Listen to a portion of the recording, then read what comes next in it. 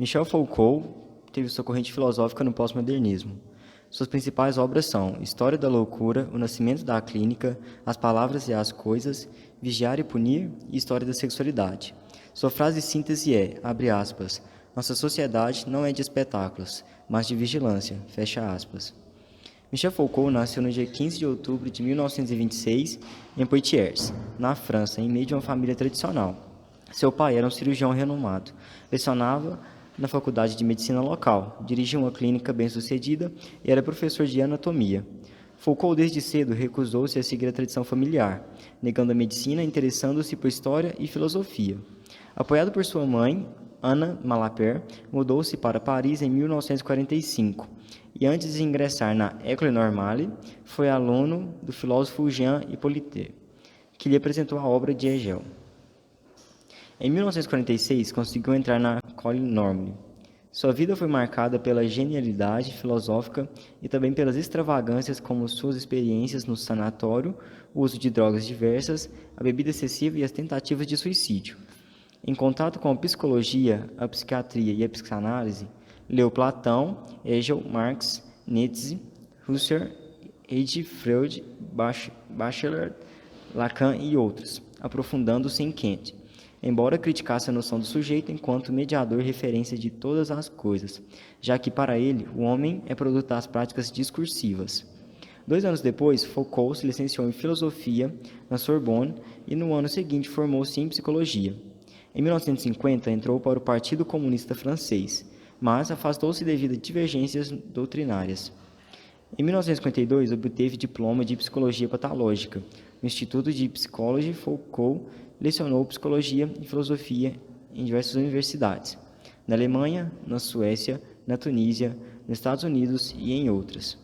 Escreveu também para diversos jornais e trabalhou durante muito tempo como psicólogo em hospitais psiquiátricos e prisões. Viajou o mundo fazendo conferências. Em 1955, mudou-se para a Suécia, onde conheceu Dumésio.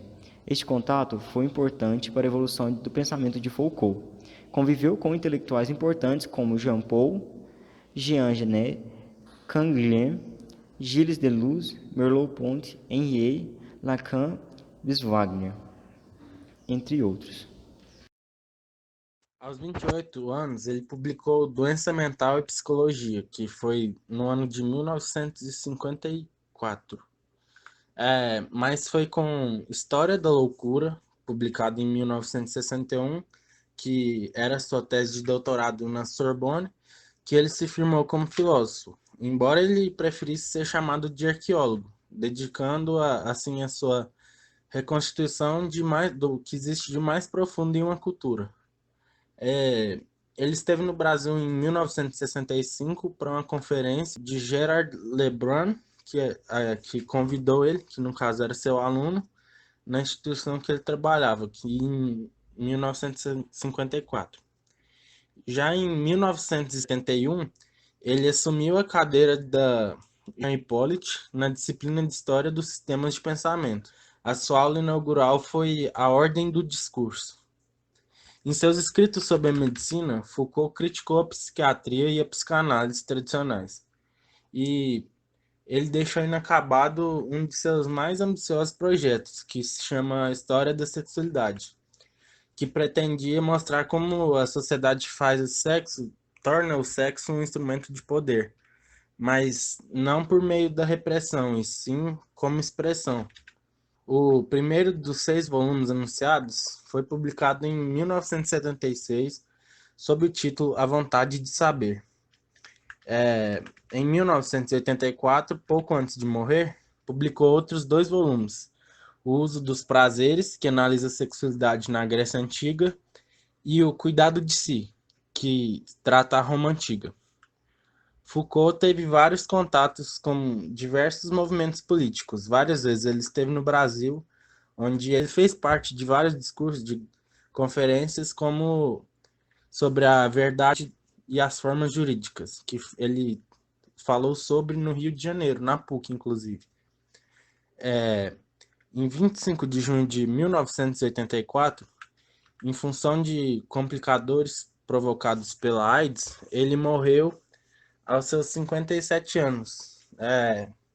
Inclusive, ele continuava produzindo vários conteúdos de forma intelectual, mas através dessa doença acabou que ele chegou ao fim da sua trajetória, mas deixando um grande legado até os dias de hoje.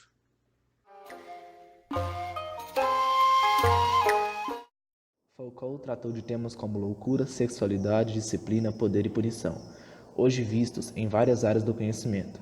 Em História da Loucura, ele procura mostrar como o conceito de loucura mudou através dos tempos. Uma de suas ideias fundamentais é que a loucura não é algo de natureza ou uma doença, como acreditam os psiquiatras, mas é um fato de cultura. Podemos enxergar 4 momentos da história da loucura. Na Idade Média, os loucos vagavam livres pela sociedade e eram em muitos casos considerados sagrados. No Renascimento, a loucura era vista como uma das formas da razão, ou seja, um saber fechado, esotérico, que produz e manifesta a realidade do outro, e nos entrega ao homem essencial, que em sua natureza íntima é furor e paixão. Foucault chama um período entre os séculos XVI e XVII de Idade Clássica, que teve os Descartes como fundador da filosofia moderna. A partir da dúvida sistêmica, Descartes chegou ao que acreditava ser a verdade e identificou a loucura como algo que nos leva ao erro. Assim, separa-se o que é racional e verdadeiro do que é errôneo e falso. A loucura passa a ser silenciada do ponto de vista filosófico e internada do ponto de vista institucional.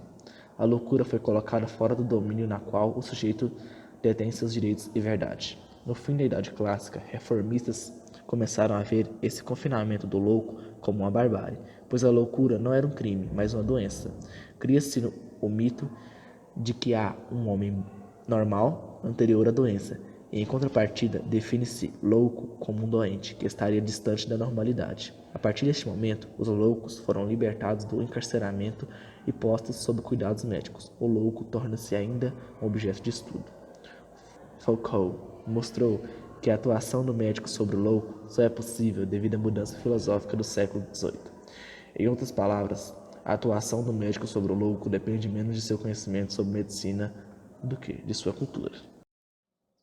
Ele também reflete sobre o sistema penal e a filosofia do poder, que aparecem amalgamados em Vigiar e Punir, histórias de violência nas prisões.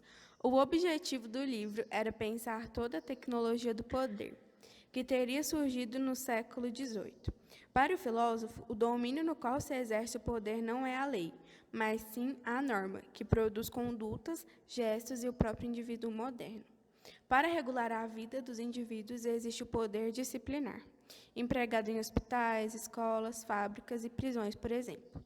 Para explicar essa nova forma de disciplina e vigilância, ele cita o clássico exemplo do panóptico, literalmente, vê-se tudo, para prisões. Trata-se de uma estrutura em forma circular com uma plataforma de observação erguida no meio. Isso possibilita que um observador central espione as celas situadas abaixo, ao redor do prédio.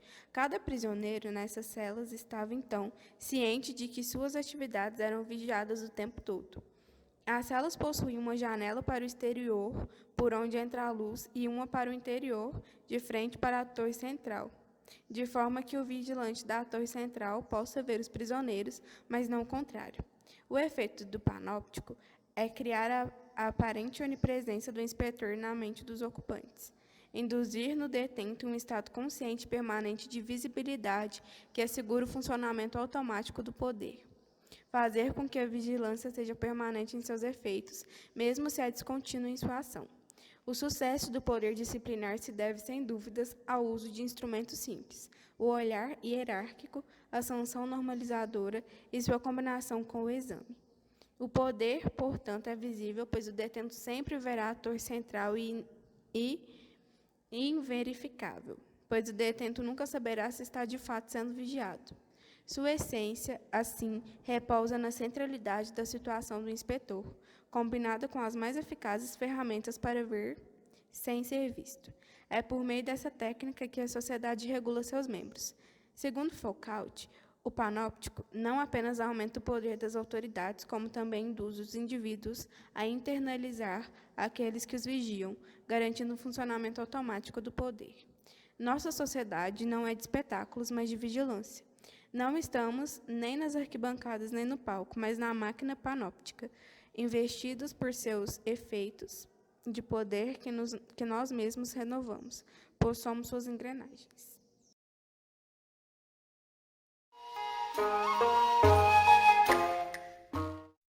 Correlacionando Foucault com a atualidade, a ideia de vigilância destacada na obra de Foucault nos parece mais atual do que nunca.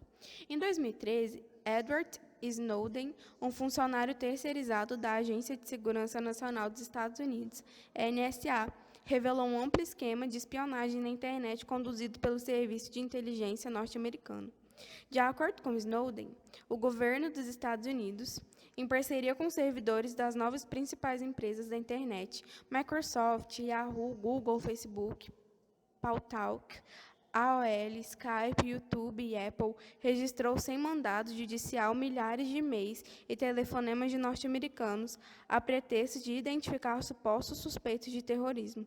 A denúncia de Snowden sustenta que a espionagem não se limitava à questão de segurança nacional, mas obedecia a princípios econômicos e políticos. O volume de registros armazenados pela NSA impressiona. Foram 850 bilhões de chamadas telefônicas e cerca de 150 bilhões de registros de internet.